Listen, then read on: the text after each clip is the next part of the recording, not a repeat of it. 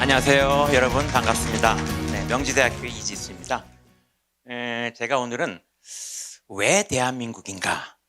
과연 조선민주주의인민공화국은 어떻길래? 라고 하는 화두를 가지고 여러분들께 말씀드리겠습니다. 사실은 제가 이 주제의 얘기는요, 오래전부터 물론 대한민국 국민들 누구나 다 알아야 될 상식이라고 생각하지만요, 무엇보다도 조선노동당, 특히 고급 당간부들이야말로 제가 오늘 하는 얘기를 꼭 좀 드려야겠다는 생각을 하고 있었습니다. 그래서 남북관계가 좋아진다든가 혹은 통일이 되면은 누구보다도 먼저 평양으로 달려가서요, 조선노동당 간부들에게 꼭 이 얘기를 하고 싶은 그런 내용입니다. 여러분 잘 들어주시기 바랍니다. 예. 제일 먼저 여러분들한테 드릴 말씀은요, 과연 소련이란 나라는 어떤 나라인가를 부터 알아야 되겠죠. 북한을 누구보다도 수립하는데 결정적인 역할을 한 것은 소련이란 나라는 분명하니까요. 소련은 한마디로 말씀드리면요, 2차 대전의 승전국입니다. 그러나 말뿐인 승전국이라는 것은 제가 좀 이따 또 말씀드릴 거고요. 그 다음에 사실은 냉전이라고 하는 그 3차 대전 아닌 3차 대전이 있었죠. 냉전도 전쟁의 일종이라면은 승전과 패전이 분명한데요, 사실은 소련은 냉전이라고 하는 3차 대전의 사실 패전국입니다. 이제 오늘날 얘기니까요, 그건 넘어가고, 자, 그러면은 2차 대전에 얽힌 소련의 얘기를 좀 여러분들께 들려드리겠습니다. 자, 소련 사람들은요, 2차 세계대전이라는 말보다도 사실은 독소전쟁이라는 말을 더 익숙하게 사용합니다. 그 사람들 표현으로는요, 조국전쟁이란 말을 고유명사처럼 사용해요. 이유가 뭐냐면요, 소련은 사실은 이태리라든가 일본하고는요, 전투다운 전투를 치러본 적이 없습니다. 사실은요. 가령 예를 들어서 일본하고는요, 대일 선전포고를 45년 8월 8일에서야 합니다. 그때가 언제죠? 나가사키 히로시마의 원자폭탄이 터진 다음이에요. 그리고 8월 15일 날 히로히토 천황이 항복을 선언하기 바로 일주일 전입니다. 거의 무혈입성하다시피 해서 만주로 진격을 한 거죠. 사실은 2차 대전의 전장은요, 유럽뿐만 아니라요, 아프리카, 그다음에 동남아시아 이런 데서 전개됐잖아요. 소련군은 자기네 영토 밖으로 나가본 적이 거의 없습니다. 베를린이라든가 동유럽의 여러 나라들 점령은 했지만요, 그거는 이미 히틀러가 자살하고 독일이 거의 패망 직전에 이르길 때여서야 비로소 진격을 해서 거의 무혈입성으로 접수한 것에 불과하죠. 자, 그런데 소련이 그러면 독소전쟁에서는, 그러니까 소련은 2차 대전이 아니고 독소전쟁이다라고 하는 말씀을 제가 드렸습니다. 그런데 독소전쟁도요, 소련이 이긴 전쟁이 아니고 독일이 진 전쟁이라는 말을 해요. 이게 무슨 얘기냐면요, 사실 독일군이 당시에 소련군보다도 여러모로 우세했어요. 그럼에도 불구하고 왜 졌느냐? 소련군의 비효율성, 소련군의 쉽게 얘기 허접함이라고 할까요? 당시에 그것 때문에 졌어요. 무슨 얘기냐면요, 당시에 독일군이 소련군의 암호 전문을 다 해독했답니다. 해독해서 미리 그들의 작전을 알고요, 미리 가서 대기하고 미리 가서 매복하고 선제 공격을 미리 퍼붓고 하려고 했으나 항상 헛발질이었습니다. 왜 그러냐면요, 소련군이 암호 전문 지령에 따라서 움직일 수가 없었어요. A 지역에서 B 지역까지 며칠까지 가라, 모스크바에서 암호 전문이 떨어지거든요. 그런데 워낙 보급이, 워낙 무기가, 워낙 군수품이 제대로 보급이 안 되니까요, 움직일 수가 없었습니다. 기름이 모자라서 탱크가 기동을 못하고요, 휘발유가 없어갖고 트럭이 진군을 못하는 거예요. 그러니까 암호 전문을, 그래서 미리 작전을 알고 있었던 독일군으로서는 항상 헛발질을 할 수밖에 없죠. 독소전쟁에서 소련이 자랑에 맞지 않는 두 가지 사례가 있어요. 하나는 스탈린그라드 전투고요, 또 하나는 지금 상페테르부르크로 가는 레닌그라드, 900일 넘게 소련에서 버텼죠. 그런데 사실 그것도요, 버틴 거지, 그 안에서 온갖 그 비극적인 참상이 벌어지는 그런, 결코 승리라고 할 수 없는 그런 상황이었습니다. 단적으로 얘기해서요, 소련군의 피해가요, 군 관민을 통틀어서요, 독일, 이태리, 일본, 그 3개 동맹국이죠. 2차 대전의 적국이죠. 그 3개국의 피해의 2배보다 더 많아요. 그야말로 소련은 상처뿐인 영광이죠, 사실은요. 자, 그런 지경으로 사실 소련은 2차 대전의 종전을 맞았습니다. 그런데 그럼에도 불구하고 신화가 있었어요. 어떤 신화냐면요, 소련이 한때는 미국보다 경제가 나았다, 뭐 이런 얘기 여러분들 혹시 들어보셨어요? 예, 북한도 한때는 남한보다도 경제가 발전했다. 사실은 실증적으로 들여다보면요, 이건 사실 근거가 없는 신화에 불과합니다. 소련이 미국보다도 나았다라고 할 때, 나았었다라고 할 때 가장 대표적인 사례로 드는 게 스푸트닉이라고 하는 인공위성을 최초로 발사했죠, 소련이. 여러분들 들어보신 적 있으세요? 그게 1957년 10월인데요. 당시 미국은 기술이 없었을까요? 혹은 자본이 없었을까요? 사실 미국은요, 기술도 자본도 소련보다 훨씬 더 우세했었습니다. 그런데 그 누구도 우주 개발에 나설 명분이 실익이 없었던 것뿐입니다. 자, 기업은요, 순익 구조가 확실하지 않은 우주 산업에 뛰어 들어갈 리 만무죠, 사실은요. 그렇죠? 지금도 사실 우주 산업은 이익 구조가 분명치 않습니다. 최근에 뭐 우주 관광 여행이라 해서 비즈니스를 일으켜 본다고 하지만 그건 극히 최근에 들어가서 일이죠. 그렇죠? 그다음에 그러면은 이익이 나지 않는다고 해서 우리가 방치할 게 아니고 국가가, 정부가 나서서 일종의 그 사회 간접 자본 투자처럼요, 해야 될 거 아니냐. 그런데 미국은 소련과 달리요, 2년마다 한 번씩 하원의원, 국회의원 선거가 있어요. 4년에 한 번씩 대통령 선거가 있고 또 상원의원 일부의 선거가 있습니다. 3분의 1씩이요.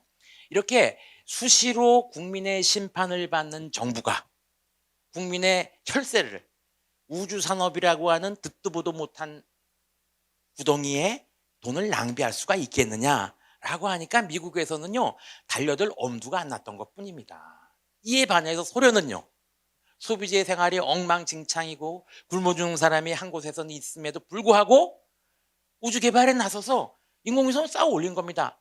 여러분, 북한 생각 안 나세요? 북한이 그렇게 굶어 죽으면서 어려운 처지인데도 불구하고요, 장거리 미사일 인공위성 쏘고 그럽니다. 먼저 핵무기 개발하고요. 그런 거죠. 왜? 민주주의 체제가 아니기 때문에 공동체 구성원들의 눈치를 볼 필요가 없어요. 자, 보십시오. 소련이 스푸팅을 쏘니까요, 미국도요, 부랴부랴 달려듭니다. 놀라운 게 말입니다. 2달 만에요, 쏴 올려요, 미국이요. 물론 급하게 하니까 실패하죠. 그런데 57년 10월에 소련에서 성공했지 않습니까? 58년 1월 31일인가 미국에서요, 드디어 성공합니다.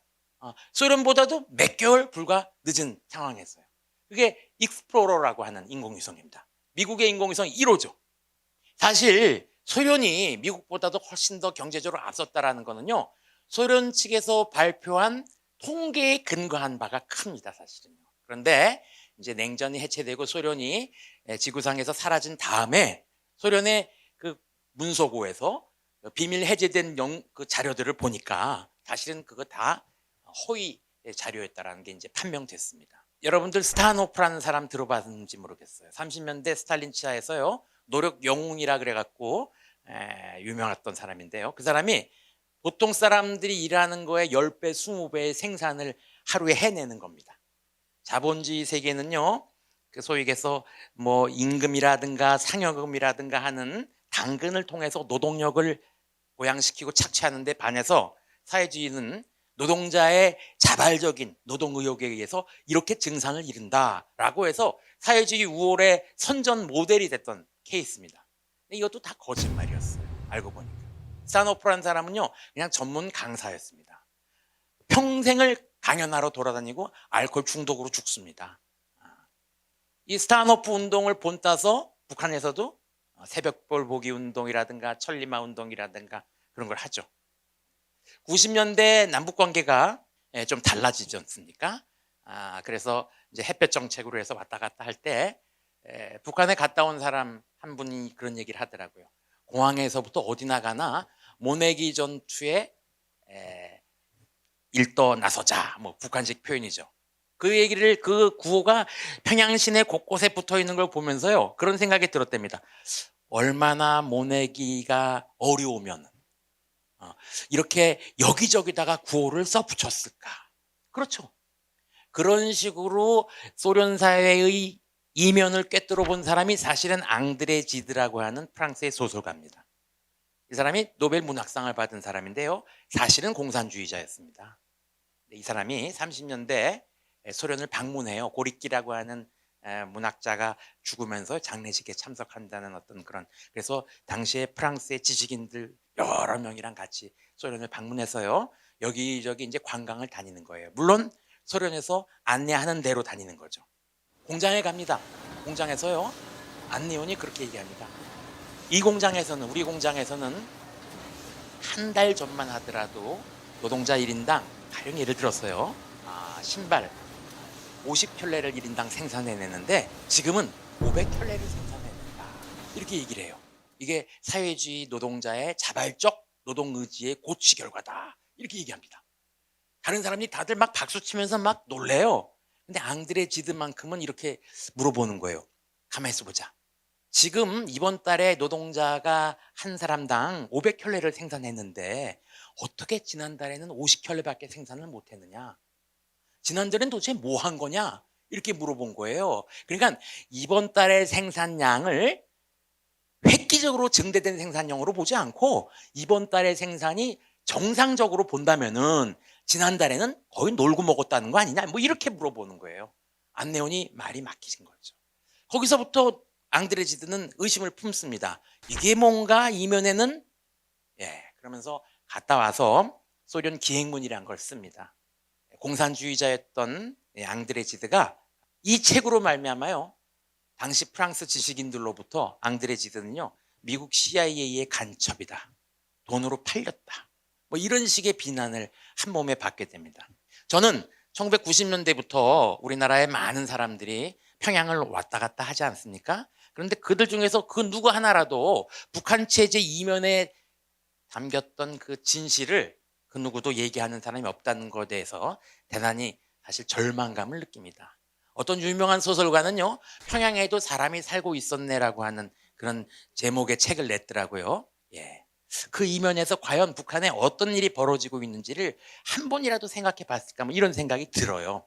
또 우리가 흔히들 착각하고 있는 것 중에 하나가요, 사회주의의 토지개혁은 무상몰수, 무상분배라고 하는 얘기를 많이 합니다. 그렇죠? 여러분들 무상몰수, 무상분배에 대해서 한 번이라도 한번 상식적으로 생각해 보신 적이 있습니까? 무상몰수, 무상분배는요, 단적으로 얘기하면 불가능합니다. 무슨 얘기냐면요, 무상몰수는 다 할 수 있어요. 자, 무상분배를 하는 겁니다. 저는 저희 와이프하고 딱 둘이 삽니다. 애가 없어요. 자, 우리는 두 사람 다 일을 할 수 있죠. 그런데 예를 들어서 선생님 댁은요, 예를 들어서 부부하고 노부모님 내외분, 그 다음에 아이가 하나 있다고 한번 예를 들어봅시다. 자, 우리 집은 두 사람, 여기는 5식구. 그런데 세대별로 우리도 1000평, 이 집도 1000평, 불만 안 생기겠습니까? 자, 일단 또 다음에 또 자세한 얘기를 또 하겠지만요. 또 그러면은 노동력 활동 인구를 해보자. 실제 일할 수 있는 사람으로. 두당 예를 들어서 한 사람당 500평씩. 그러면 저희 집은 1000평을 받겠죠. 두 사람이니까. 선생님 댁은 어떻게 될까요? 사모님, 부인은 아마 노부부와 애를 키우느라고 아마 노동을 할 여력이 없을 거예요. 그러니까 선생님 댁은 사실은 한 사람이 가용 노동력일 겁니다. 그렇죠? 그럼 여기는 500평을 준다고 하면은 생각해 보십시오. 우리는 1000평, 여기는 500평, 우리는 2식구, 여기는 예를 들어서 5식구. 그것도 좀 이상하지 않습니까? 게다가 토지는요, 부동산이에요. 부동산이란 건 일정한 공간을 점하고 있습니다. 예를 들어서 저한테는요, 집 대문을 나서면 바로 앞에 있는 땅을 1000평을 저한테 줬단 말입니다. 어떤 기준으로 나누는지 간에 그거는 이제 일단 불문에 붙이고요. 그런데 우리 옆집은, 선생님 댁은요, 제가 농사 짓는 땅을 지나서 저쪽에 가는 어떤 땅을 또 받겠죠. 그렇죠? 왜 이지순의 집은 바로 집 앞에다가 땅을 주고 왜 우리 옆집인 이 사람은 왜 또 저 멀리 땅을 주느냐, 이런 얘기가 들릴 수 있겠죠. 땅은 비옥도가 차이가 나고요, 경사도가 차이 나고요, 그 다음에 뭐 강이나 하천으로부터의 이격, 거리, 그런 것도 다 중요하잖아요. 근데 골고루 나눠줄 수가 없어요, 공평하게. 그래서 1917년에 러시아에서 혁명이 일어난 다음에요, 이 토지개혁 때문에요, 시행착오를 엄청나게 반복합니다. 이렇게 나눠줘도 불만, 저렇게 나눠줘 보니까 또 불만, 이렇게 나눠. 그래서 결국에요, 소련에서 어떤 식으로 토지 분배를 했냐면요, 기록에 따르면요, 그 지역에 그 이제 필지가 있을 거 아닙니까? 필지별로 나눠서요, 여기를 그 고랑 너비로 해갖고요, 예를 들어서 1m로 해서 여기는 이지수네, 여기는 옆집은 김씨네, 또 옆집은 또 이씨네, 여기는 강씨네, 이렇게 해갖고 분할해서 경작하게 하는 거예요. 그리고 또 다른 필지로 가서 거기를 또 똑같이 이지수네, 김씨네, 이씨네, 뭐 강씨네 이렇게 나누는 겁니다. 그러니까 농사를 때마다 어떻게 가나요? 여기 짓고 또 저기 가서 짓고 저기 가서 짓고, 이게 말이 안 되죠. 게다가 사회주의의 경제 방식은요, 각자 자기가 현장에서 열심히 일만 하면은요, 그 일한 노동의 성과는 자기가 갖고 자기가 뭐 팔고 이익을 남기는 게 아닙니다. 그건 다 그냥 국가로 그냥 다 갖다 드리고, 대신 국가는 의식주를 보장해 주죠, 배급을 통해서. 그 다음에 의료도 무료고요, 교육도 무료입니다. 이게 사회주의의 이상적인 그 모델이에요. 그러다 보니까 농사 짓는 사람들이 생각하기에요, 어차피 이거 다 저도 국가에서 가져갈 거고, 지나 우리는 의식주가 다 배급되고 의료도 무료고 교육도 무료니까 이거 일 안 해야 되겠다, 이런 일이 벌어지는 거예요. 그래서 혁명 초창기부터 어떤 일이 벌어지냐면요, 이제 봄에 갑니다, 당에서. 그래갖고 제가 이제 어떤 과수원을 받아서 지금 막 경작을 하고 있단 말입니다. 모든 과수원의 나무들을 셀 수는 없어요. 나무 한 그루만 세는 거예요. 여기 지금 열매가, 작은 열매가 몇 개가 열렸다, 이거 세요. 그 다음에 곱하기 그루수, 예를 들어서 100그루가 있다면 곱하기 100, 그래서 예상 수확량이 나옵니다. 그럼 그거를 가을에 와서 그대로 소출을 하느냐 안 하느냐를 확인하는 거죠. 제가 농사를 게을리해 갖고 소출이 안 난다 그러면 저는 이제 강제 수용소로 끌려가는 겁니다. 자, 그러니까 농민들이 어떤 식으로 꾀를 내냐면요, 알 수 없는 이유로요, 과수나무를 죽여버립니다.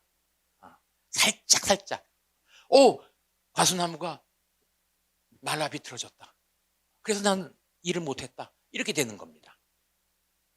토지를 나눠주는 것조차도 일단은 실패의 연속, 시행착오의 연속이었고요, 또 나눠줘 봤자 거기서 사람들이 일을 안 하니까 30년대 소련에서 집단농장으로 다 바꿔버립니다.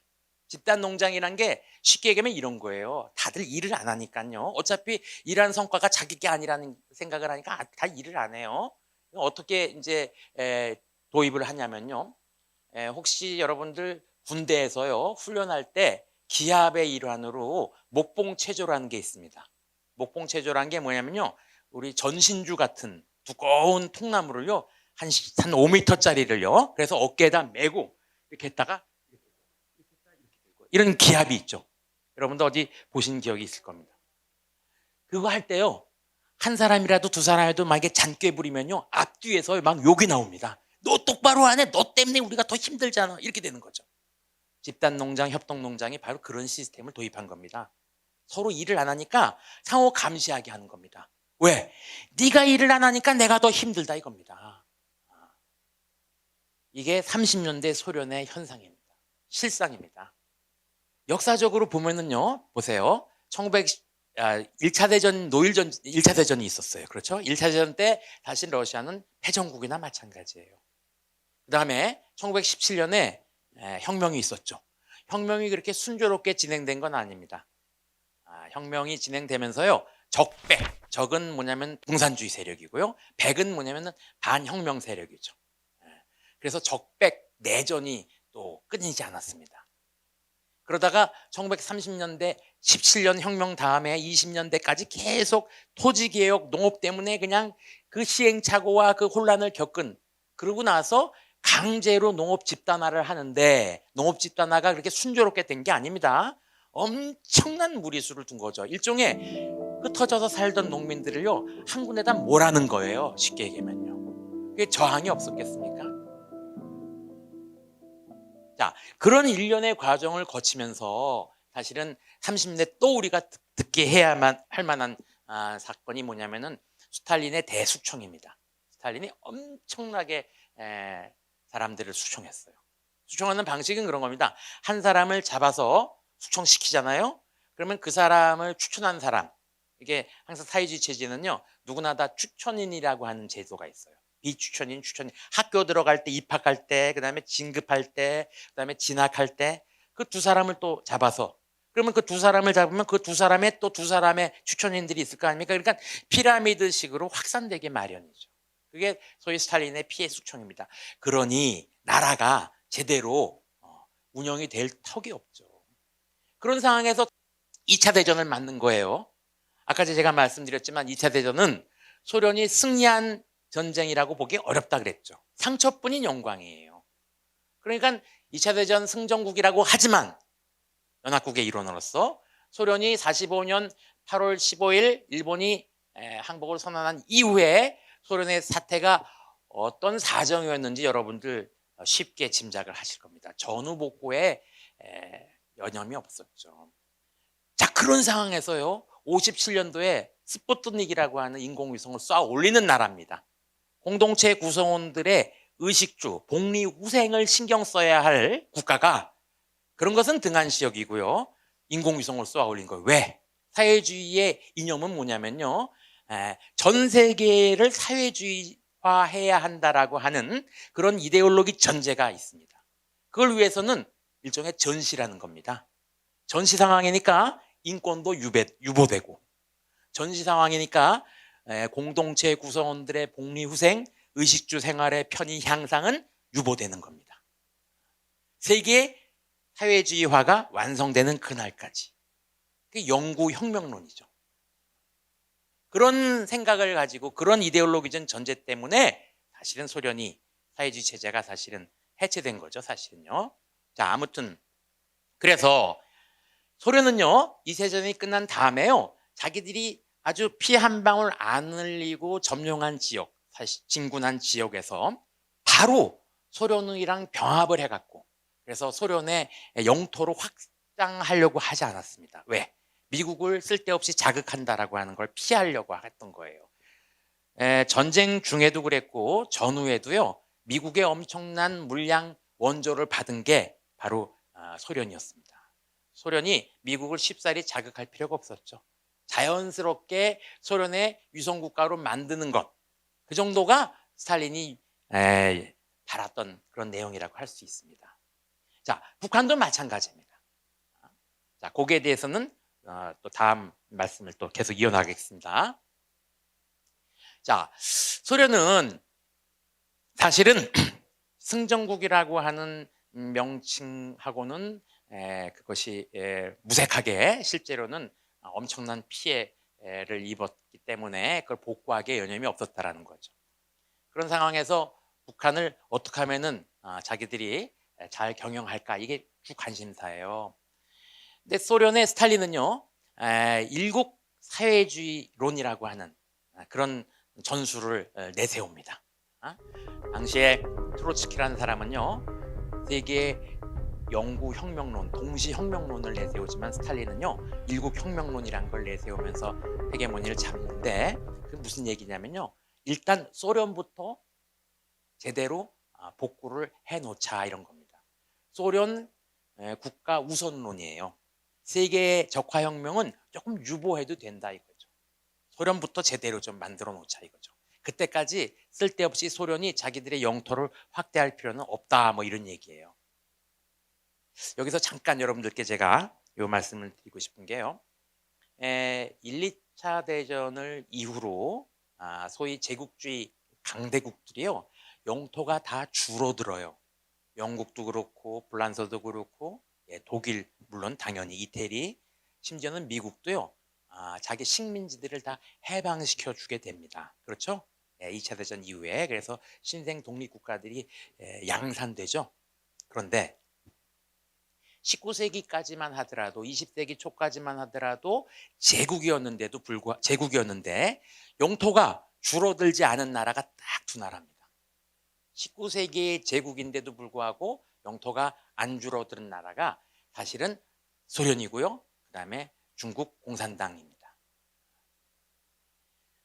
소련은요, 과거 제정 러시아 때보다도 영토가 더 넓어졌어요. 중국은요, 청나라가 약화되면서요, 청나라가 무너지는 그런 혼란기에 많은 청나라의 식민지들이 독립을 해요. 뭐 티베트라든가 등등의 나라들이요. 그러다가 중국 공산당 정권이 수립되면서요, 과거에 청나라의 식민지였던 나라를 다시 접수해서 복속을 시켜버립니다. 티베트를 모택동이 접수한 때가 언제냐면요, 1950년입니다. 당시 6.25 전쟁으로 전 세계의 관심과 이목이 한반도에 쏠려 있는 틈을 타서 접수를 해버립니다. 티베트로서는 상당히 안타까운 일이었죠. 그런데 소련이나 중국이요, 과거 제국주의 시대 때의 영토에서 그 있었던 식민지들을 독립시켜주지 않고 그대로 더 강화시켜서 유지하고 있었을 때의 그 논리가 뭐냐 이겁니다. 그 논리는요, 해방이라는 거죠. 여러분들 레닌이라는 사람이요, 약소민족 해방 지원이라고 하는 얘기를 했어요. 약소민족 해방 지원. 근데 재밌는 게 뭐냐면요, 우리는 레닌이 약소민족 국가의 독립을 지원했다라고 우리가 오해를 합니다. 사실은 레닌이 지원하기로 한 거는요, 독립이 아니고 해방입니다. 러시아 말로도요, 단어가 달라요. 해방이란 거는요, 앞에 계급 해방을 의미하는 겁니다. 그 다음에 독립은 국가의 독립이죠. 레닌의 공산주의자들의 논리는요, 소련, 지금 중국, 그 광대한 영토는요, 해방이 된 지역이라는 거예요. 그런 논리입니다. 이제 식민지에서 해방됐다라는 게 아니고 계급 해방이 된 사회주의 국가로, 그렇기 때문에 사회주의 이상은요, 민족도 국가도 뭐 피부 색깔도 구별이 없는 거잖아요. 그러니까 사회주의의 미래 비전에 따르면요, 궁극적으로 세계혁명이 완성되면은 전 세계가 그냥 한 나라라는 거죠. 사실은 나라라고 하는 것, 국가라고 하는 것도 사라져 버린다라고 하는, 그게 이제 우리가 종말론적인 세계관이라고 하는데요. 그런 얘기죠. 자, 그래서 소련의 스탈린은 이제 북한에서도요, 결국 이제 위성국가 수립에 이제 박차를 가하게 됩니다. 그래서 우리가 사회주의 국가하고 자유민주주의 국가를 조금 비교해서 설명을 좀 드릴게요. 사회주의 국가는요, 일당 체제라는 거 여러분들 누구나 다 아실 겁니다. 근데 일당 체제란 건 뭐냐면요, 혁명의 사령부, 지휘사령부라는 개념이에요. 당은요, 여러분, 지휘사령부가 2개, 3개, 4개 복수일 수는 없죠. 그래서 일당 체제입니다. 사회주의자들에게 너희도 복수 정당제를 도입하라라고 얘기하는 거는요, 사회주의를 포기하라는 얘기입니다. 신뢰죠, 사실은요. 아닌 게 아니라 소련이 더 이상 사회주의의 미래 비전을 포기했을 때, 고르바초프 때요, 제일 먼저 한 게 뭐죠? 복수 정당 제도를 도입했습니다. 왜? 사회주의 미래 비전 하에서만 일당 체제가 쓸 자리가 있는 거거든요. 아닌 게 아니라 결국에는 다 분리 독립시켜 버렸죠. 소련이 해체된 거죠. 예외가 있죠. 중국이요. 중국은 지금 가장 큰 문제가요, 사회주의 미래 비전을 포기했음에도 불구하고 시장 경제를 도입하면서요, 아직까지도 일당 체제를 고집하고 있습니다. 중국의 이데올로그들, 어용 이데올로그들은요, 중국은 공산당이라고 하는 일당 안에 여러 계파가 존재한다, 이것이 서구에서 얘기하는 다당제, 복수정당제와 유사하다라고 하면서 그 문제를 넘어가려고 해요. 이게 아주 중요한 아킬레스건입니다. 중국 공산당이 걱정하는. 그 다음에 사회주의 미래 비전을 포기했음에도 불구하고 과거에 해방시켰다라고 주장하는 지역들, 티베트, 그다음에 위구르, 산시에, 그다음에 또 여러 군데가 있잖아요. 여기에 대한 분리 독립을 허용하지 않고 있습니다. 그래서 아닌 게 아니라 중국은 아직까지도 자기네들은 사회주의 미래 비전을 포기하지 않았다라고 헌법에 명문 못 받고 있어요, 사실은. 이게 중국의 딜레마입니다, 사실은요. 그다음에 그러다 보니까 아까 제가 말씀드렸지만은요, 사회주의 체제는 세계혁명의 완수까지 계속 매진해야 된다라고 하는 이데올로기적인 전제가 있기 때문에요. 그래서 일당 체제도, 그래서 인권도, 그래서 의식주의 어떤 편의 생활의 향상 자체가 다 뒷전으로 몰아가는 거죠. 조금만 참아라. 왜? 지금은 전시니까. 그러니까 북한 체제나 중국 같은 체제에다가 우리 외부 자유세계의 잣대를 가지고요, 인권 상황 개선해라, 복수정당 해라, 이게 다 신뢰죠, 사실은요. 그들이 사회주의 미래 비전을 만약에 일단 형식적이나마 계속 고집하고 있으면은요, 쓸 명분이 없습니다. 그런 논리는요, 사실은요. 예. 자, 그런 사항을 조금 더 참고 삼아 말씀드렸고요. 그래서 소련은요, 일단 이 점령지에서요 어떤 일을 벌이냐면요, 자, 자기네들이 직접 그 영토로 포섭할 수 있는 처지는 안 돼요. 그런데 전후 피해로부터 복구해야 될 지상 과제는 있어요. 그러니까 선거를 통해서 자연스럽게 친소련 정권이 수립되기를 바랬던 거예요. 그런데 오스트리아에서 처음 자유총선거를 했는데 공산당이 깨졌어요. 그리고 나서 소련에서 클레물린, 모스크바에서 내린 지령이 뭐냐면요, 소련의 점령지에 있었던 모든 공산당은 그 공산당이라는 이름을요, 노동당, 노동의 당, 노동자의 당이라고 바꾸라 그런 거예요. 비슷한 시기에 우리도 조선공산당이요, 노동당으로 바꿨어요. 그래서 북조선 노동당, 남조선 노동당 뭐 이런 식으로 이름을 이제 바꾸죠. 그게 지금 오늘 조선 노동당이 됐죠. 우리만 노동당으로 바꾼 게 아니고 소련 점령지의 모든 공산당들이 다 이름을 그렇게 바꿨습니다. 이외에는 동독의 경우에는요, 사회주의 통일당이라는 이름으로 바꿨는데, 이유가 이미 기존에 노동당이라고 하는 당이 있었어요. 그렇기 때문에 중복되는 상황이 벌어졌기 때문에 어쩔 수 없이 사회주의 통일당이라고 이름을 바꿨고요. 아무튼 그렇게 노동당으로 이름을 바꾼 다음에 쉽게 얘기하면 연립 정권을 수립한 거예요.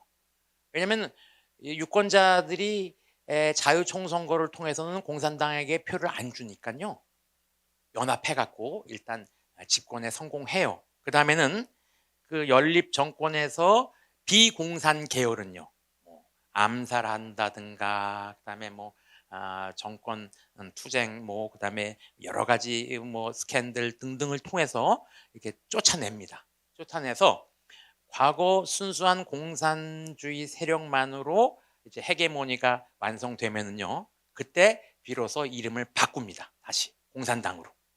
그래서 헝가리 공산당도, 폴란드 공산당도, 체코 공산당, 유고 공산당도요, 한때는 다 노동자의 당, 노동당이라고 이름을 바꿔버렸었어요. 그러다가 다시 지금 현재, 그러니까 공산당 정권이 무너지기 직전까지 존재했었던 거죠. 북한하고 동독에서는요, 공산당 세력이 헤게모니를 장악했음에도 불구하고 원래 조선공산당, 동독공산당이라고 하는 이름으로 환원을 안 했어요. 그 이유가 뭐냐? 아직까지도 동독공산당에게는, 공산 세력이겠죠? 그다음에 북한의 공산주의자들에게는 통일 전선 전술의 대상이 임무가 남아 있는 거죠. 서독, 그다음에 남한, 이렇게 서독까지 적화에 성공하고 대한민국까지 적화에 성공한다면은, 그러면 이제 동독의 사회주의 통일당은 아마 독일 공산당으로, 그다음에 또 우리 조선노동당은 조선공산당으로 이름을 바꾸게 되겠죠. 그런 날이 올까요? 아무튼 네. 그래서 그런 일이 벌어지는데, 우리가 미소공동위원회라는 얘기 여러분 들어보셨을 거예요. 해방 46년부터 이제 진행되는데요. 그게 뭐냐면은 어떻게 하면은 한반도에 단일한 정부를 빨리 세울까를 한번 논의해 보자 그래갖고요, 미소 관계자들이 모여서 이제 회의를 하는 거예요. 그런데 그때 앞으로 장차 합법적인 단일한 정부를 구성하는 논의를 하는 와중에 제대로 이제 안 돼 갖고 결국 실패로 결렬되는데요. 1년 넘게 끌다가 그 와중에도 북한은요 끊임없이 그 지역 사회 국가를 개조하고 있었습니다. 대표적인 게 아까 얘기한 토직이에요. 무상몰수 무상본부라고 하지만요, 무상분배라고 하지만 그거는 실체가 없는 거예요. 여러분들 잘 아시겠지만요. 그러나 모르는 남한 사람들은요, 야, 무상몰수 무상분배 했다, 대단하다, 뭐 이렇게 된 거죠. 자, 그렇게 해서 역사는 진행되고요. 그래서 스탈린은 당시에 정말 중요했던 건 뭐냐면 일국 사회주의론을 통해서 소련이 좀 시간을 벌어야 되겠다, 이런 측면이고요. 그다음에 그 의미는 또 어떤 게 있냐면요, 소련을 사회주의 전체 진영의 사령탑으로 하면 되고 나머지 사회주의 국가들은 그 소련의 사령탑에서 내려오는 지령, 전술, 전략에 따라서 충실하게 실행을 하면 된다라고 하는 일사불란한 그런 체제를 구상했던 겁니다.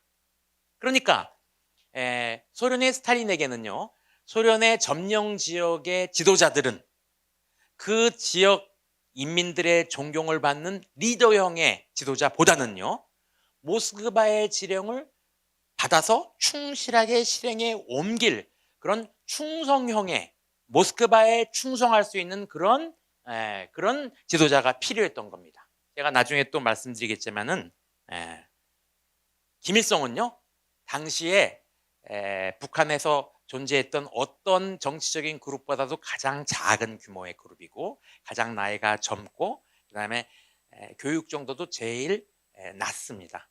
그럼에도 불구하고 북한에서 스탈린이 지도자로 삼았던 것은 뭐냐면요, 가장 요구되는 게 뭐냐면은 인민들로부터의 존경이나 뭐 리더십이나 이런 게 중요하지 않고요, 머리는 필요 없다, 손발이 필요할 뿐이다 라고 하는 이 사회주의의 독특한 리크루트 원칙들 중에서 하나가 뭐냐면요, 수뇌부 공산당만 생각한다 이겁니다.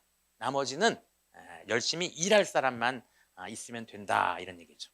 그것과 관련해서 재미있는 에피소드를 하나 말씀드리면요, 옐친이라고 하는 러시아 대통령이 한때 있었죠. 그 사람도 사실은 공산주의자였었어요. 그 사람이 모스크바 시당 제1서기를 했는데, 그러니까 이제 모스크바 시장 같은 직책이죠. 그 사람이 모스크바 시장일 때, 모스크바 공산당 시당 제1서기였을 때, 그 공산당의 전위 단체가 공청동이라고 해서 꼼소몰이라고 하는 단체가 있습니다. 거기에 회의에 갔었어요. 가서 지도자를 대표를 뽑는데 거기도 제1서기 혹은 제1비서라고 하고 하는데 누구를 뽑을까 이렇게 논의를 하는데요, 옐친이 뭐라 그러면 여기서 제일 나이 어린 사람이 누구냐고 물어봐요. 제일 나이 어린 사람이 제가 제일 나이가 어립니다. 그럼 네가 해라, 그렇게 되는 거죠. 왜? 공청동은 공산당의 전위 조직이니까 생각할 필요가 없다 이겁니다. 열심히 실행에 옮기는 발과 손이 되면 된다, 이런 얘기죠. 그런 배경으로 김일성이가 발탁이 된 거예요. 그런데 김일성이 너무 경력이 없어요. 오늘날 북한의 비극, 그 시초는요 소련에게 있다고 해도 과언이 아닙니다. 스탈린이 북조선 인민들, 북조선이라고 하는 공동체에 끼친 해악, 죄가는요 크게 얘기하면 두 가지입니다. 전혀 자격 조건이 안 되는 김일성을 지도자로 내세웠다는 거.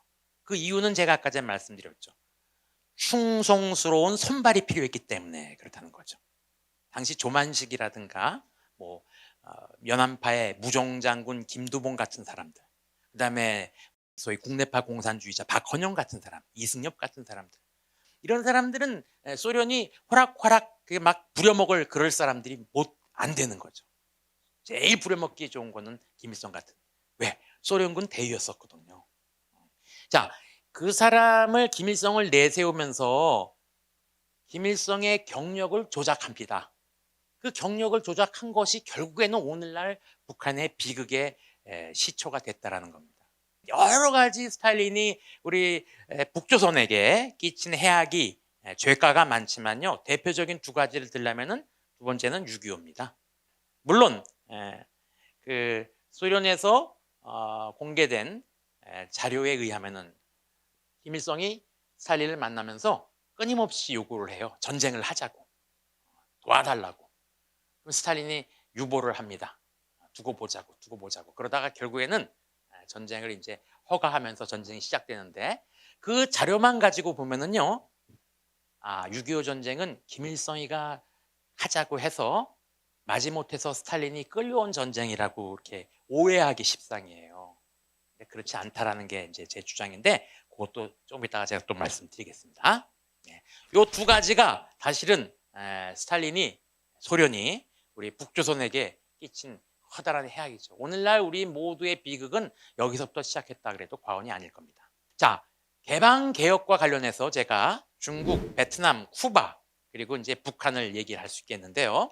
사회주의 미래 비전을 포기한 결과 베트남이라든가 중국이라든가 쿠바는요, 나름 번성하고 있습니다. 베트남이나 중국은 우리 유학생들도 유학을 가고 있고요, 지금요. 그렇죠? 관광도 얼마든지 할 수 있고. 우리 학교에도 베트남 유학생들이 꽤 많습니다. 그런데 그것이 인민들의 살 길임에도 분명한데, 그런데 왜 북한은 개방을 못할까? 제가 생각하기에는요, 북한의 지도부가 가장 두려워하는 것이 무엇일까? 한번 질문을 해봅니다. 여러분들은 어떻게 생각하세요?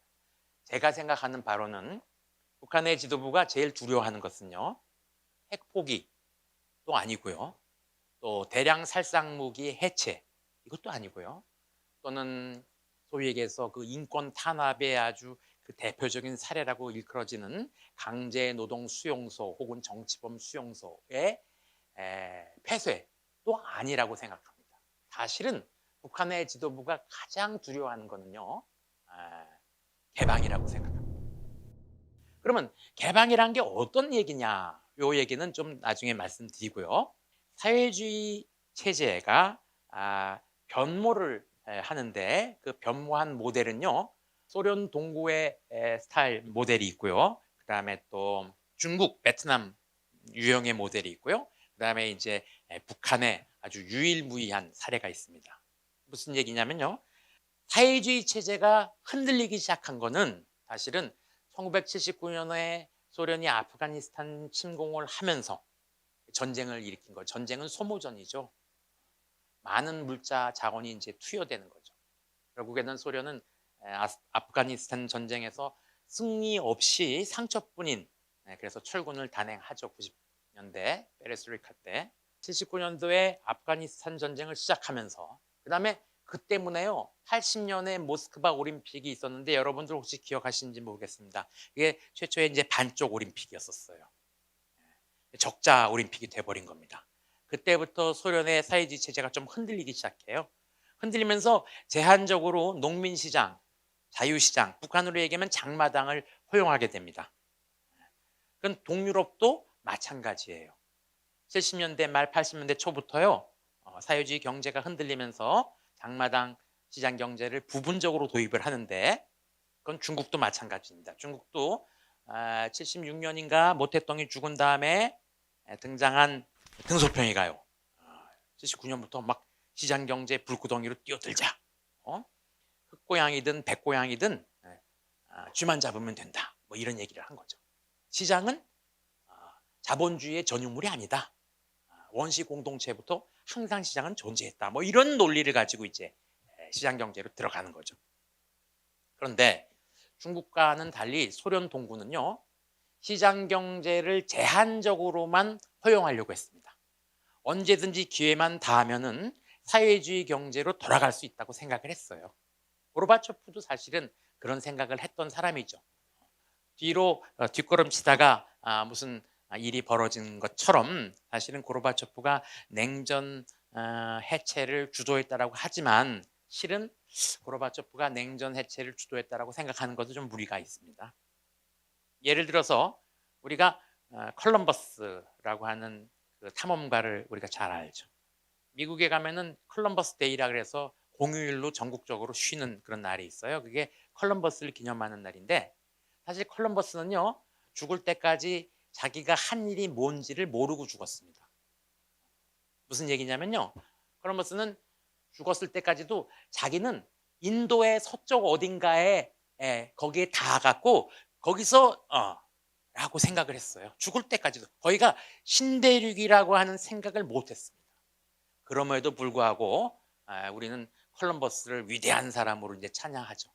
우리가 그렇게 그 사람을 찬양하지만 그 사람은 자기가 뭔 일을 한지도 모르고 죽은 거예요. 고르바초프는 사실 자기가 냉전 해체를 주도했다라고 말하려고 하는 그런 욕심을 아마 가지겠지만 사실 역사적으로 볼 때 그 사람은 냉전의 해체를 기획한 건 아니고요. 냉전을 조금 좀 쉬자, 좀 타임아웃하자 이런 쪽에 가까웠습니다. 아무튼 그래서 이제 제한적으로 시장 경제를 허용했는데요. 시장 경제하고요 사회주의 경제는요 양립할 수가 없습니다. 사회주의 경제 입장에서는요 시장은요 암적 존재예요. 그런데 70년대 말 80년대 초에 시장을 제한적으로 허용했는데 그 시장이요 어느새 사회주의 경제 전체를 다 먹어 삼키는 지경에까지 이른 게 사실은 동유럽 그다음에 또 소련 해체되기 직전의 상황이었습니다.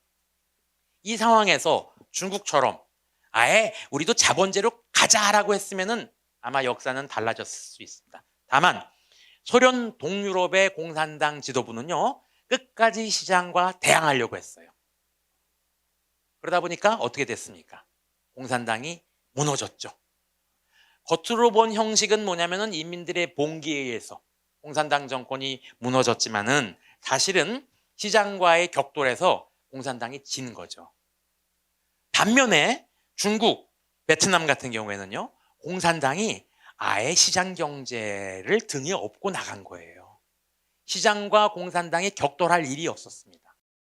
사실은 80년대 말에 그러니까 시장 경제를 허용한 지 한 10여 년이 지난 즈음에서 드디어 이제 시민, 인민들의 봉기가 시작되는데 중국도 예외는 아니었습니다. 89년도에 천안문 사건이 있었어요. 무자비하게 진압을 했어요. 그럼에도 불구하고 중국 인민들이 감내하고 혹은 무슨 뭐 너무 탄압이 심하니까 목소리를 죽였을 수도 있겠죠. 그 과정을 거치면서도 지금까지 중국 공산당이 건재할 수 있었던 이유는 뭐냐? 시장 친화성, 시장을 마음껏 받아들인 시장과 사실 싸워서요 정치 권력이 이겨낸 역사가 없습니다. 결국 70년에 걸쳐서 싸웠지만 결국 시장을 장악하려고 하는 정치 권력을 엎어버린 게 바로 소련 동구의 사례죠. 그래서 소련 동구는 공산당 지도부가 시장과 싸우려고 했다가 결국 실패한 사례라고 얘기할 수 있다면은 중국, 베트남 같은 경우에는 시장을 등에 업고 오히려 나가면서 공산당이 사실은 생존 연명에 성공한 케이스라고 볼 수 있습니다. 자, 그런데 북한이 재밌습니다. 북한은 소련 동구의 모델도 아니고 중국의 모델도 아닙니다. 그럼에도 불구하고 북한이 경제 위기를 어떻게 극복을 했느냐? 처음에 남들이 소련 그러니까 사회주의 체제의 국가들이 다 시작했던 시장, 그 시장을 북한은요 어떻게 시장을 허용 안 하면서 버텼냐면요 80년대는 합병법으로 버텼습니다. 합병법은 조청년 경제인들 기업인들과 합작 기업을 형성해서 거기서 뭔가 좀 해보려고 했던 거예요. 그런데 결과는 다 실패했습니다. 일본 조청년계 경제인들 중에서 아주 대표적인 거대 회사 그룹이 있는데 그게 사쿠라 그룹이라고 하는 그룹이에요. 전진식이라고 하는 사람이 형제 경제인 아주 재벌 부자인데 이 사람이 한때 그 합병 사업이 실패한 다음에 그 일본 텔레비전 다큐멘터리에 출연해서 토로를 한 적이 있습니다. 그뿐만 아니라 세카이라고 하는 일본의 일종의 좌파 잡지인데 거기서 또 좌담을 통해서 자기의 그 북한과의 그 개혁 개방 경험을 아주 낱낱이 토로한 적이 있습니다. 거기에 의하면은 왜 북한하고 제1조청년 경제인들과의 합병이 실패했느냐? 한마디로 북한이 개혁 개방할 생각이 없었다는 거예요. 그냥 그 과실만 따먹으려고 했던 그 북한의 자세 때문에 결국 수백 개의 합병 기업들이요, 그 뭐 재료 그다음에 기계 이런 거 설비 다 놔두고 다 철수할 수밖에 없었습니다. 그러니까 그 공장이 망해가는 과정을 보면 너무 단순해요. 자, 공장 기계를 일본에서 다 갖고 와 갖고요. 설치해 놓은 다음에 노동자들 써 갖고 이제 운영을 해요. 부품이 망실이 돼요. 그럼 우리 같으면요. 공장 밖이 시장 경제라고 하는 생태계가 조성돼 있기 때문에 전화해서 주문해서 배달받아 갖고 부품을 갈아 끼우면 됩니다. 그런데 북한은 공장 밖으로 나가면 사회주의 통제 경제예요. 그와 같은 부품을 구할 수가 없어요. 왜냐하면 다 배급 보급품이기 때문에요. 기계가 수입품이고 그러니까 그런 것도 있고 자유롭게 시장 경제로 수입하고 그런 게 안 돼요. 그러니까 직접 일본에다 전화해 갖고 보내라 그래야 돼요. 그때. 그다음에 기술자가 와서 기술 설비를 점검을 하고 그렇게 기계가 망실됐을 때 수리를 해야 되는데 멀티비자라는 걸 안 내주는 겁니다. 그때마다 북경까지 와서 북한 대사관에 가서 비자 신청을 하고 단수 비자를 받아서 평양에 들어가서 이게 될 게 없죠 사실은요. 그러면 북한은 왜 그렇게 까다롭게 그러느냐? 개방을 최소화시키기 위한 거였죠. 다 실패했습니다. 그리고 나서 북한이 그 다음에 나오는 이제 경제 개방의 그 프로젝트들이 다 어떤 거죠? 신의주, 낮은 선봉, 금강산 개성 이게 다 뭐죠? 국경을 따라서 혹은 모기장처럼 거기 안에다가 딱 특구를 만들어 놓은 거죠. 신의주나 낮은 선봉 같은 데는요. 예를 들어서 기계가 고장나고 뭐 부품이 필요하고 혹은 기술자들이 무슨 왔다 갔다 하면서 그 바로 나가면은 바로 중국 땅이고 나가면 러시아 땅이고 아무도 왔다 갔다 하는 것에 대해서 북한 인민들은 영향을 안 받아요. 개방하지 않으면서도 일종의 자본주의적 실험을 할 수 있는 그런 거죠. 그런데 거기에 조청년계 인사들이 안 갑니다. 제가 항상 뭐 북한이 뭐 동북 삼성에서 북한 경제 박람회를 한다. 그러면 뭐 중국 비즈니스맨들이 들끓는다. 이러다가는 북한 경제는 다 중국 사람한테 먹혀 들어가는 거 아니냐. 왜 우리 정부는 대북 강경 정책을 써갖고 북한에 들어갈 기회를 봉쇄하느냐. 뭐 이런 비판이 들 때마다 제가 그럽니다. 일본의 조청연계 기업인들이 움직이지 않는 한은 아직까지 북한의 개혁 개방은 이거는 개혁 개방이 아니다라고 봐도 되는 거예요. 조청연계 기업인들이 너무 잘 알고 있어요. 이게 어떤 거라는 거를요. 리트머스 시험지예요, 사실. 그래서 제가 그럽니다. 중국 애들 많이 들어가 보라고. 다 망해서 나오면 된다고. 아는 게 아니라 사실 중국 비즈니스맨 치고 북한에 진출해갖고 성공한 기업인들이 없습니다. 조청년은 한 번 경험한 바가 있기 때문에 두 번 다시 그런 실수를 하질 않아요. 여러분들도 앞으로 조청년계 경제인들이 북한 경제에 뭔가 한다고 하는 조짐이 있으면 관련 주식을 좀 사십시오. 그때는 정말로 뭔가가 있다라고 하는 거니까요. 자, 그래갖고 북한은요, 자기들 경제의 어려움을요, 예를 들어서 조청년 기업인들과 합작이라고 하는 합작 같지 않은 합작을 통해서 일단은 위기를 모면한 거죠. 왜냐하면 일본 사람들이 나름대로 투자하고 그러니까 돈도 갖고 들어오고 뭐 여러 가지 그 얻은 게 많거든요. 공장 부지 빌려준다, 뭐 한다 해서 돈 많이 받았거든요. 나중에 다 실패하고 갔을 때 기계 그대로 남겨놨죠. 그 고철로 팔아도 얼마입니까? 그 다음에 90년대 들어서는요. 그때도 개혁 개방을 했어야 돼요. 장마당이라도 허용을 했어야 돼요. 안 하고요. 뭘 했냐면요. 굶어 죽였습니다. 300만 넘게. 그 다음에 도저히 살 수 없으니까 북한 사람들이 북한을 탈출하는 탈북 사태가 그때부터 생겨난 거죠. 제가 북한이 한때는 남한보다 잘 살았다. 또 소련이 한때는 미국보다 잘 살았다 하는 얘기가 근거 없는 신화에 불과하다라는 얘기는 말씀드렸죠. 그런데 만에 하나 실제 그것이 사실이라고 하더라도요. 우리가 간과하는 게 하나 있습니다. 무슨 얘기냐면요. 의식주가 보장되고 굶어 죽을 일이 없는 그런 케이스는요. 많아요. 가장 대표적인 게 교도소입니다. 교도소 안에서 의식주가 보장이 돼요. 굶어 죽을 일이 없습니다. 여러분들은 의식주가 보장되는 교도소를 원하십니까? 아니면 굶어 죽을 자유마저 허용된 자유시장 경제를 선호하십니까? 실제로요. 6.25 때 굶어 죽은 사람이 없습니다. 의외로. 왜 그러냐? 그때 뭐가 정상적이었겠습니까? 그러나 사람은요. 그 생존 본능에 아주 강한 존재예요. 심지어는 도둑질을 해서라도 또 풀뿌리를 캐먹더라도요. 뭐든지 살려고 노력합니다. 그게 자유시장 경제의 장점이기도 해요. 그런데 6.25 때 사실 굶어 죽은 사례가 있습니다. 그것도 한꺼번에 대량으로. 이게 어딘지 아세요? 국민방위군이라고 하는 데서 수만 명이 일거에 굶어 죽고 얼어 죽은 사건이 있었습니다. 그건 뭐냐면요. 6.25 때 전쟁의 그 어수선한 틈을 타서요. 그 국민방위군이라 해서 그 길거리 지나가는 사람들 잡아갖고 군대에 만들어갖고 훈련시키고 그래서 전장터에 내보내야 되는데 그 사람들한테 줄, 군복, 먹일 음식 이런 것들을요. 사단장, 연대장, 대대장이 저 혼란기를 통해서 다 띄어먹었어요. 띄어먹다 보니까 줄 게 없습니다. 근데 만약에 그때 그 국민방위군 그 군부대 안에 들어와 있던 사람들을요. 야, 우리가 너희를 먹여 살릴 게 없다. 니들 그냥 알아서 먹고 살아라 하고 군 문을 열어줬으면은 그럼 굶어 죽지 않았을 겁니다. 바로 북한에 아사자가 생긴 게 바로 그런 것 때문에 아사자가 생긴 거죠. 자, 그 다음에 2000년대 들어서는요. 햇볕 정책이라고 하면서 이제 막 김대중 대통령이 그때 방북하고 그랬죠.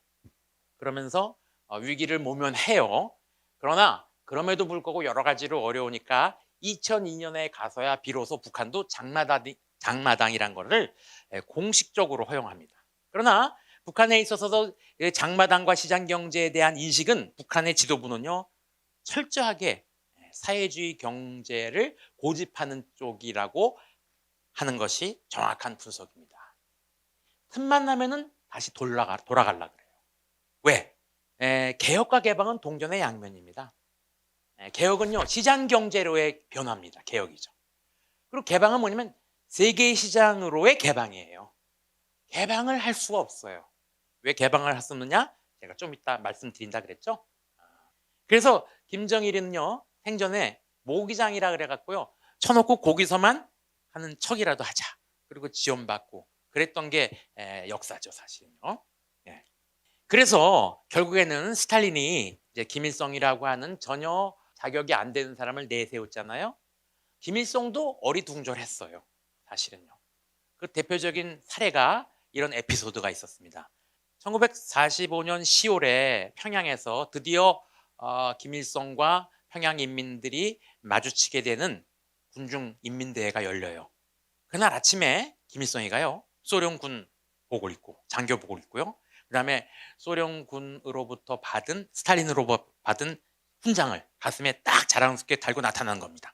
당시에 소련군 고문이 깜짝 놀라서요. 이게 무슨 당장 양복으로 갈아입어라 그런 거예요. 여러분들 혹시 보시는 저 사진에 보면요. 소련군 고문이 옆에 있고요. 그다음에 김일성이가 가운데 있고 그 옆에 있는 사람이 강문일, 미하일 강이라고 하는 소련군이 소련에서부터 데리고 온 통역 장교예요. 저 사람은 소련 교포인데요. 소련말, 중국말, 아니 한국말도 잘하고 소련말도 잘하는 사람이죠. 다행히 강미하일의 집이 그 근처에 있었기 때문에요. 급하게 강미하일의 양복을 가지고 와서 김일성이한테 베끼고 옷을 입혔다는 거예요. 근데 김일성이가 여기 보시면 알겠지만 훈장을 딱 가슴에 달은 거예요. 그 소련군 고문이 이 훈장 달면 안 된다. 이유가 뭐냐면요. 그 훈장이 적기 훈장인데요. 적기 훈장은요. 소련에서 역대적으로 한 수백만 명이 받은 훈장입니다. 소련의 훈장의 서열로 보면은요. 중하예요. 어떤 재미 학자는요. 김일성이가 소련으로부터 훈장을 받은 걸로 보아서 김일성이의 항일 투쟁 경력은 소련도 인정한 거다라고 얘기하는데 소련군으로부터 받은 훈장은요 당시 88 여단에 있는 사람들이 대부분이 다 받은 겁니다. 그럼에도 불구하고 그런 의식이 없었던 김일성이는요 소련군 고문이 절대로 가슴에 이 훈장 달지 말라 그랬는데요 그걸 띄었다가요 자기가 단상에 섰을 때 슬그머니 또 달았어요. 그래서 그 소련군 고문이 회고한 게 그런 겁니다. 달지 말라 그랬는데 지 혼자 또 달고 나타났다. 아닌 게 아니라 옆에 보시면은 여러분 당시 사진을 보면 훈장을 가슴에 버젓이 단 김일성이가 보이죠. 그런데 그 밑에 사진은 뭐예요? 지금 북한에서 볼 수 있는 당시 사진이 실어 있는 출판물에는요 또 다 훈장이 빠져 있습니다. 이제 알죠. 이 얘기는 뭐냐면 당시의 김일성은요, 자기가 어떤 사람이라고, 그리고 소련군이 자기를 어떤 사람으로 내세우는지에 대한 자의식이 없었다는 거. 그러면 왜 개방을 못하느냐에 대해서 조금 빨리 얘기를 해볼게요. 사실은 북한 정권이 개방을 못하는 거는요, 북한 인민들이 다른 나라, 외부 세계, 특히 남한 사람들이 어떻게 사느냐, 다른 나라의 형편에 대해서 알게 되는 것을 두려워하는 측면도 분명히 있습니다. 그러나 그보다 더 큰 건 뭐냐면요, 단적으로 얘기하면 우리 가족의 비밀, 우리 부모의 정체, 이런 것에 대해서 북한 인민들이 눈 뜨는 것을 가장 두려워한다라고 얘기하는 거예요. 제가 아까 말씀드렸죠. 정말로 두려워하는 거는 핵 포기가 아니고 개방이다 이거죠. 자기 가족의 비밀. 여러분들 막장 드라마 보면 나오잖아요. 사실은 내가 부모라고 생각했지만 그게 부모가 아니고 뭐 예를 들어서 이런 거죠. 외부 세계에 눈을 뜨는 순간 북한 인민들이 김일성의 정체를 알게 되는 것이 가장 끔찍한 형국이 되는 거죠.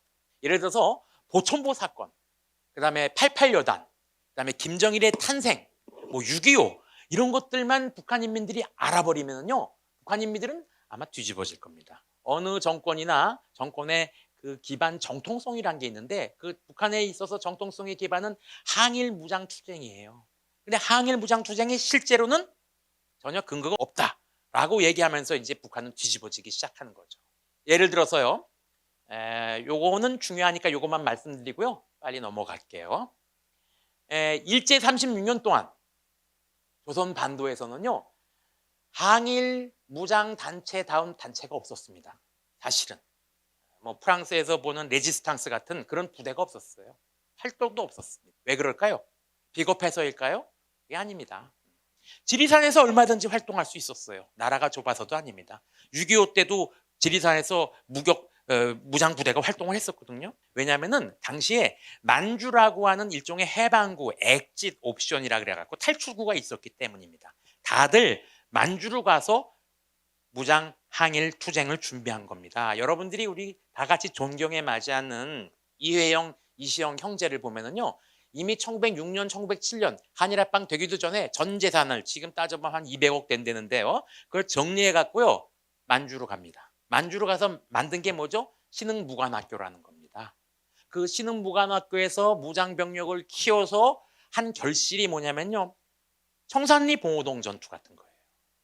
1919년, 20년, 21년입니다. 그런데 거기에 대해서 일제가 가만히 있질 않죠. 여러분들 생각해 보세요. 청산리 봉오동 전투 많이 들어봤는데 그 전투가 조선 땅이 아니고 만주 땅에서 벌어졌다 이거예요. 만주 땅에 일본 군대가 있었다는 거예요. 그 무슨 얘기냐면요, 이미 그때 만주는요, 디facto 사실상 일본이 분권을 장악하고 있었던 거죠. 청나라는 이미 거의 지리멸렬한 중국은요, 지경이었고요. 그래서 일제가 엄청난 소탕 작전을 벌입니다. 그래서 1926년이 되면요, 신흥무관학교도 결국은 철수해 버립니다. 중경으로. 그다음에 일부는요, 소련 땅으로 넘어가요. 소련 땅으로 넘어가서 소련군으로부터 무장 해제를 당하는 자유시 참변이 일어나는 거죠. 그러니까 1920년을 기점으로 고비로 해갖고요, 대대적인 일본군의 반격으로 해서 사실은 만주로부터 다시 또 다 내륙으로 소련 땅으로 넘어가는데, 이게 결국에는 조선 반도처럼 된 거죠. 만주가 조선 반도처럼 돼버린 거예요. 그러니까 사실은 1930년대 이후에 만주에서의 무력 항일 투쟁이란 것은 사실은 신화에 불과합니다. 근거가 없어요. 지금 중국 공산당이 지배하는 역사이기 때문에 동북 항일 연군이 뭔가 했다라고 중국 공산당이 쓰긴 쓰지만은요, 실체가 없습니다. 사실 32년에 만주국이 쓰거든요. 또 30년에 보면은요, 어떤 일이 있었냐면요, 32년, 37년은요, 만주 지역의 동북 삼성 지역에 있는 중국 공산당 세력, 거기 대다수는 누구였냐면 조선 사람들이었었어요. 그 조선 사람들을 시기한 중국 공산당 사람들이요, 이 사람들을 일본이랑 내통한 첩자다 그래갖고 한 2,000명을 수총해 버립니다. 자, 그 와중에 중국 공산당 동북 삼성에서 어떤 활동을 할 수 있었겠습니까? 북한에서는 민생당 사건을 김일성이가 해결했다고 얘기해요. 유감스럽게도요, 민생당 사건에서 살아남은 조선 공산주의자는요, 중국 공산당으로서 아예 아주 하급 당원이거나 아니면은 중국 공산당원에게 협력한 사람이죠, 사실은요. 그 다음에 34년, 35년은요, 본토의 중앙에 있는 중국 공산당도요, 대장정이라 그래서 도망다니기 바빴어요. 그러니까 동북 항일 연군이라고 하는 조직이 30년대 45년 해방 때까지 존재했다고는 하지만 그 조직은요, 깃발만 있는 조직 보위가 급선무였던, 그러다 보니까 그들의 용어를 빌리면 보급투쟁이고요. 그다음에 우리가 얘기하면은요, 그게 뭐 민간 약탈이죠. 그 민간 약탈의 대표적인 사례 중에 하나가 보천보 전투죠. 사실. 보천보 사건이라고 얘기하는 게 더 맞죠. 여러분, 보천보 전투에 대해서는, 보천보 사건에 대해서는 여러분들 많이 들으셨죠. 북한이 김일성의 항일 투쟁 업적으로 내세우는 가장 대표적인 게 보천보 전투예요. 그런데 보천보 전투의 실상은 뭐냐면 민간인 2명, 애하고 요리사가 죽은 겁니다. 일본 사람이. 그것도 조준 사격이 아니고 유탄에 맞았어요. 그래서 민간인 약탈이었었어요. 보급 투쟁이었고요. 그러나 이제 도망가는 과정에서 일제히 대대적인 반격 때문에요, 그 지역이 초토화가 됩니다. 그 지역에 나름대로 존재했던 자생적인 어떤 무슨 독립 세력들이요.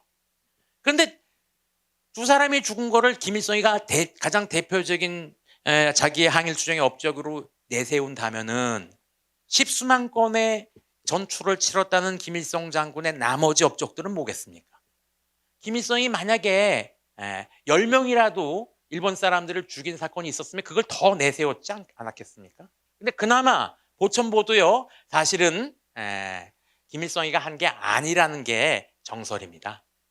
자, 김정일이가 백두산 밀영에서 태어났다고 하지만은 사실은 김정일은 88여단, 김일성이가 소속됐던 군부대에서 태어났어요. 그럼 88여단이란 건 어떤 조직이냐? 파벨 스타플라토프라고 하는 스탈린의 오른팔 비밀경찰 총수 베리아의 측근이었던 사람이 쓴 회고록에 의하면은요, 1930년대 말부터요, 소련 국경을 따라서 그 인접 국경 지역의 민족 국민으로 구성된 특수 특전 훈련을 목적으로 한 부대를 창설합니다. 여단 규모로. 그래서 뭐 많은 데는 한 200~300명, 적은 데는 백수십 명이에요. 88여단이 한 대표적인 사례죠.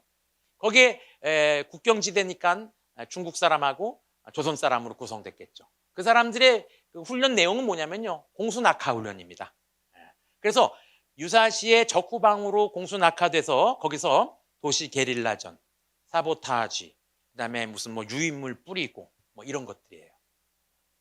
그런 목적으로 훈련받고 있었던 사람들입니다. 88여단이라고 하는 그 제목은요, 사실은 88번지에 그 건물 주소가 있었기 때문에 그 본부가 여단 본부가 그래서 이제 유래된 건데요. 그것도 여러분들 혹시 만주 항일 투쟁의 전설 김일성 장군이라는 얘기를 많이 들으셨을 겁니다. 그런데 언제부턴가 북한에서는요, 백두 항일 투쟁이라고 바꿔버려요. 왜 바꾸느냐? 결정적인 게 뭐냐면 소련 사람이, 물론 우리 교포지만 고려인이지만요, 소련 사람이 82년도에 일본에서요, 북조선 왕조 성립 비사라고 하는 책을 출판합니다. 이건 소련 당국의 허가 없이는 출판될 수 없는 상황이었었어요. 거기에 김일성의 소련에서의 행적이 그대로 나옵니다. 또 중국에서 83년도에요, 만주 항일 열사전이라는 책이 3권이 나오는데 거기에 김일성의 김자도 등장하지 않습니다. 북한에서 발등에 불이 떨어진 겁니다. 중국에서의 김일성의 항일 투쟁을 조작해내기는 어려워요. 남의 땅이니까요. 그때부터요, 김일성 항일 투쟁의 신화가 무대를 만주에서 백두로 옮기는 겁니다. 그게 바로 백두 혈통이라는 얘기가 그때부터 이제 나오게 된 거죠. 80년대에 김정일이가 태어났다라고 하는 미령이 막 발견돼요. 다 조작해낸 거죠. 그 다음에 구호나무라고 여러분들 들어보셨나요? 백두산에서 당시 항일 투쟁하던 김일성 부대원들이 항일 구호를 썼다는 거예요. 다 조작된 거죠.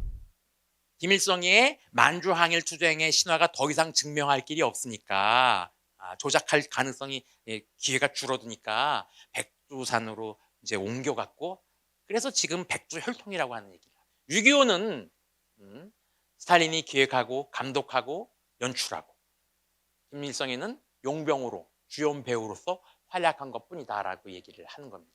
거기에 대한 학자들의 무슨 논의가 많은데요, 시간 관계상 그건 뭐 길게 얘기할 건 아니고요. 그러니까 우리 북한이 그러니까 오늘날 다른 사회주의 국가들은 다 하는 개혁 개방도 못하고, 그리고 지금까지 핵으로, 그다음에 인권으로, 그다음에 무슨 정치범 수용소로, 그리고 끊임없이 한국하고 긴장을 유지하는 것이 왜 그런가를 우리가 생각해 보면요, 바로 김일성의 소위 경력 날조부터 시작된, 그래서 개방을 못하는 상황에서부터 유래됐다고 보는 게 저의 입장입니다. 핵이나 인권, 뭐 탈북자 문제 이런 것들은요, 사실은요, 한반도 평화통일 이런 것들은 그 복잡하게 얽힌 실타래 같지만요, 사실 단 한 가지로 풀릴 수 있는 문제라고 저는 생각합니다. 뭐냐면은 북한의 정치 권력의 성격이 바뀌는 거예요. 물리적인 변화, 인적 리더십의 교체도 물론 있어야 되겠지만요, 화학적인 변화, 즉 백두 혈통 신화로부터 자유로운 그런 정권이 돼야 돼요. 아, 김일성, 김정일, 백두 항일 혈통 신화, 이건 다 왜곡 날조된 거다. 우리도 이제 개혁 개방해서 중국 공산당처럼, 베트남 공산당처럼 나가자라고 하는 그런 화학적인 변화가 이루어진 정치 권력이 등장하면은 비로소 남북 통일도, 한반도의 평화 위협도 사실은 일찍 해결돼 갔고요. 왜냐면은 북한이 이런 백두항일 혁명 신화에 얽매이는 한은요, 북한의 그 정책 기조는요, 항상 한반도에서 긴장을 유지하는 노선으로밖에 갈 수가 없어요. 긴장을 유지를 해야지요, 통제력으로 통치가 가능한 겁니다. 사실은 통제 말고 인민들의 지지를 좀 받아야 되거든요. 근데 인민들의 지지를 받으려면 개혁 개방을 해야 돼요. 그걸 할 수가 없습니다. 자, 인민들이 요구하는 개혁 개방을 못하니까 결국에는 통제로밖에, 통제 중독 체제가 되고, 그 통제를 위해서 끊임없이 한반도에서 긴장을 유지해야 돼요. 필요할 때마다, 때가 되면은, 예를 들어서 2002년도 월드컵 때요, 그때 그 김대중 대통령이 햇볕 정책으로, 노무현 대통령의 남북 공동 상생 정책으로 해서 북한이 사실은 아쉬울 게 없었는데도 불구하고 연평해전을 일으켰습니다. 이유는 뭘까요?